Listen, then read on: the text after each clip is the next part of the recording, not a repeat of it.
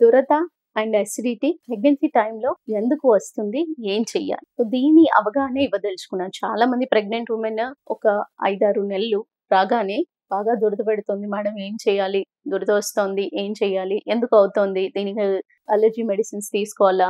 తీసుకోవచ్చా? లేదా? బిడ్డకి ఏ రకంగా హాని జరుగుతుంది? దీనివల్ల ఏమైనా ఉంటాయా? ఈ ఇన్ని క్వెషన్స్ అనేది ప్రెగ్నెంట్ వుమెన్‌కి కాదు, ఫ్యామిలీ మెంబర్స్‌కి కూడా ఉంటుంది. సో, వీళ్ళకి చెప్పదలుచుకుంది ఏంటి అంటే, ఫస్ట్ మదరే స్ట్రెస్‌లో ఉంటారు. బాగా దురద వస్తుంది. దురదకు సంబంధించిన మెడిసిన్స్ తీసుకోకుండా ఉండలేకపోతున్నాము. ఈ యాంటీ కోల్డ్ మెడిసిన్స్ కానియండి, లేదా అలర్జిక్ మెడిసిన్స్ కానియండి, ఎప్పుడైతే మెడిసిన్స్ ప్రిస్క్రైబ్ చేయడం జరుగుతుందో, బాగా ఎక్కువగా దురద కంట్రోల్ లేకుండా ఉంది అన్నప్పుడు మెడిసిన్స్ ప్రిస్క్రైబ్ చేస్తూనే ఫస్ట్ క్వెషన్ ఏంటి? ఫ్యామిలీ నుంచి బిడ్డకి మంచిదేనా? బిడ్డకి క్షేమమేనా? సో, ఈ బిడ్డ క్షేమం గురించి ఎక్కువగా ఆలోచిస్తూ తల్లి గురించి కొంతవరకి ఆలోచన అనేది, వాళ్ళు ఫేస్ చేస్తున్న స్ట్రెస్ అనేది ఫ్యామిలీ మెంబర్స్ అంతగా దృష్టి పెట్టరు. కానీ వాళ్ళకి మేజర్‌గా దృష్టి పెట్టాల్సింది ఏంటి? ఫస్ట్ తల్లి క్షేమంగా ఉందా లేదా?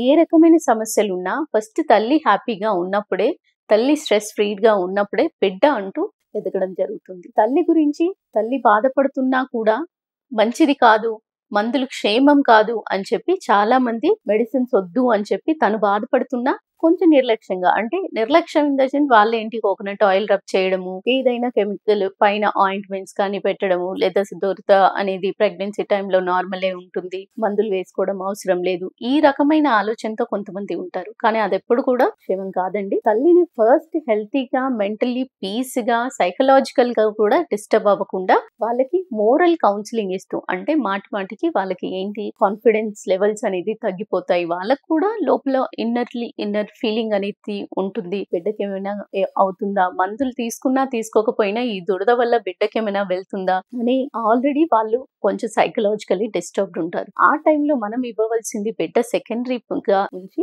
తల్లిని మోరల్ గా, మెంటల్లీ ఫస్ట్ రిలాక్స్డ్ గా చేసినప్పుడు, కౌన్సిలింగ్ ఇచ్చినప్పుడు, మీ భరోసా అనేది వాళ్ళకి ఇచ్చినప్పుడు నెమ్మదిగా దాని నుంచి బయటపడగలుగుతారు.